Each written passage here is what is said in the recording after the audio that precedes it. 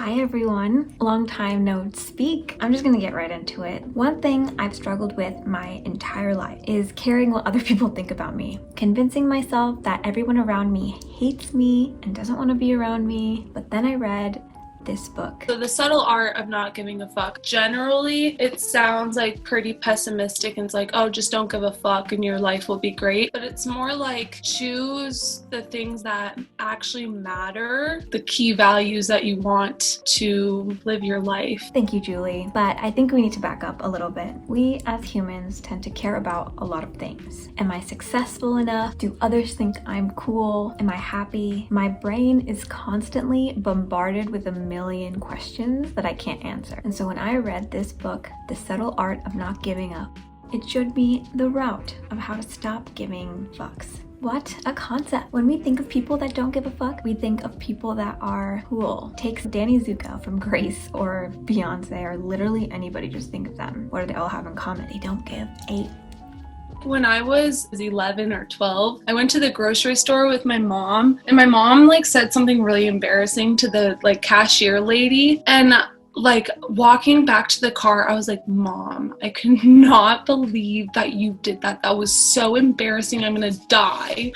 And I was like, now I don't even remember what she said. It was just funny that I cared that much. And it's a complete stranger. Why do I care what someone thinks of my mom for 0.2 seconds and then forgets for the rest of their life? But that inner feeling of wanting approval is in our blood. Back in the olden days, people that didn't have a tribe did not survive. But this inherited trait has turned to our detriment of our mental space. How can we unlearn the things that we were already trained to do? And guess what? The secret is to just change your values.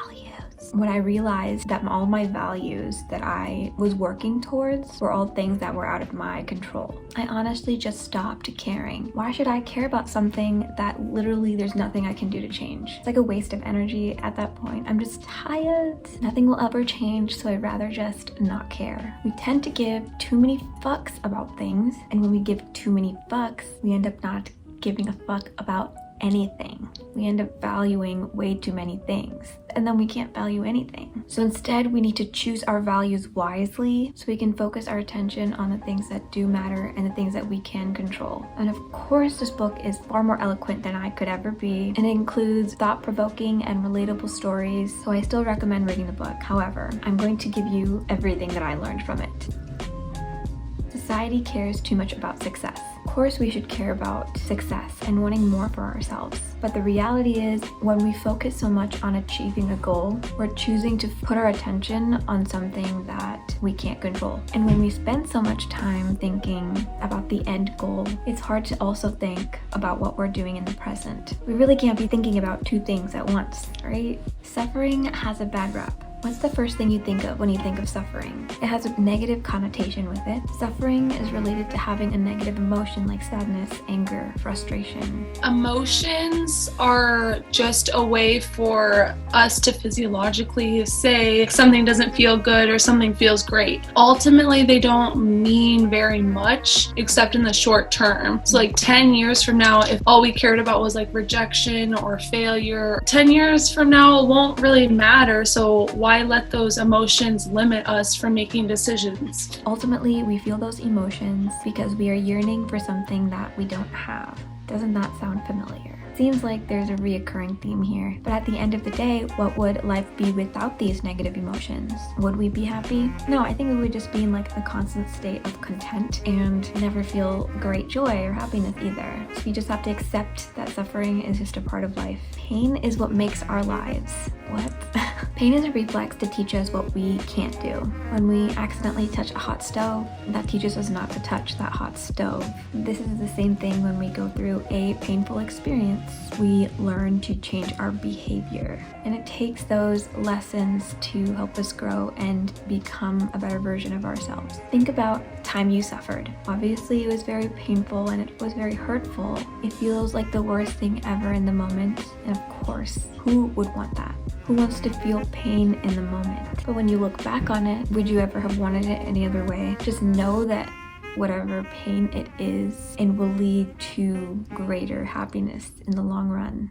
Okay, so how do we fix ourselves? They get it really messed up here. Well, the first step is realizing what's happening. Then every time that negative thought comes to your mind, you can let it go away. I don't think that they will ever truly 100% leave forever, but it gets easier and easier to ignore it. And at some point you will think about it and then you'll be like, oh, I'm so tired of letting this like be in my life. So you just forget about it immediately. You're just so tired. Well, at least that's how it works for me now. But then of course there's a new insecurity that comes up and then I have to deal with that. Okay, so this is all well and good, but I still find myself caring about what other people think. Even as I write this, I was sitting on the rocks and just thinking about the people behind me and if I was blocking their view or something. Like I was always thinking about, oh my gosh, maybe I should change what I was doing. But every time that happens now, I start to reflect on it. The moral isn't to just completely stop caring what other people think, but if you truly believe in something and you're not hurting anyone, why would you let the potential opinion of someone else control you? You can't control it, so stop letting it control you.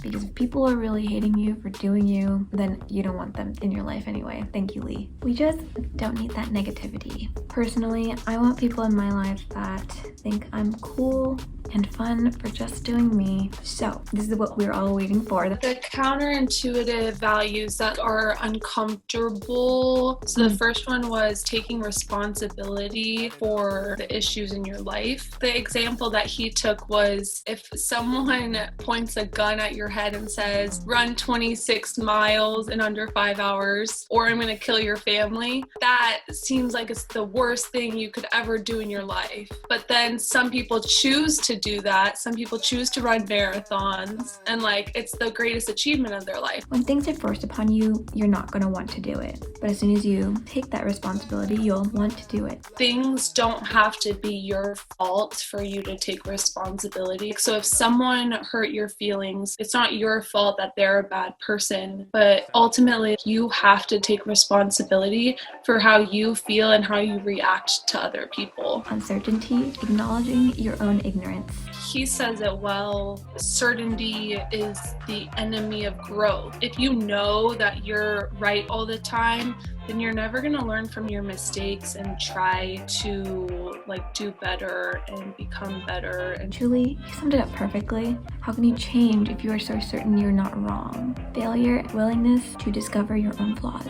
You can't just be set in your own ways and not see other people's perspectives. When we do this, we isolate ourselves. We need to be okay with discovering new flaws instead of pushing them away. Be willing to change and it'll make you a better person. Rejection, saying and hearing no. I'm still really bad at this, so I can't speak to it. Literally, I'm actually bad at all of them, but it's the one I'm worst at. But I sometimes even ask avoiding people things because I'm scared of rejection, and I need to stop that. People aren't going to just hate you, and even if they say no, it's not personal, you know? Just don't take things personal. I say that all the time, but I still take things personally, but sometimes it's not about you.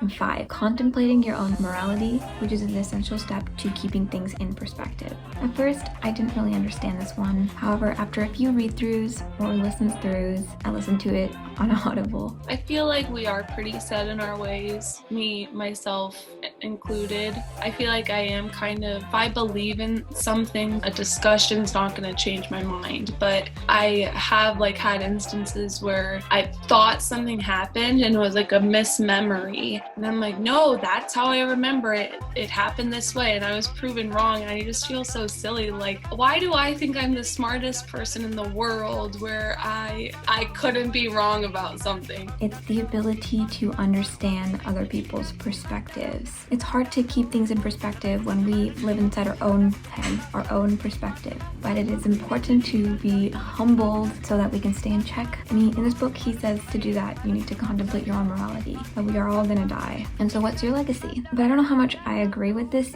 yet. Maybe I don't fully understand. I don't know if thinking I'm gonna die is gonna help, because I already am scared of everything and I'm always thinking I'm gonna die. So I'll keep you updated. Those are the 5 values, and I hope that you end up reading the book and getting something out of it. Once you start like kind of internalizing and realizing these patterns in your life, I feel like it would be so much easier to notice and stop thinking about them. I hope you enjoyed this video. Please follow me on Instagram, subscribe to my channel, and thank you for, oh my god, 100 subscribers.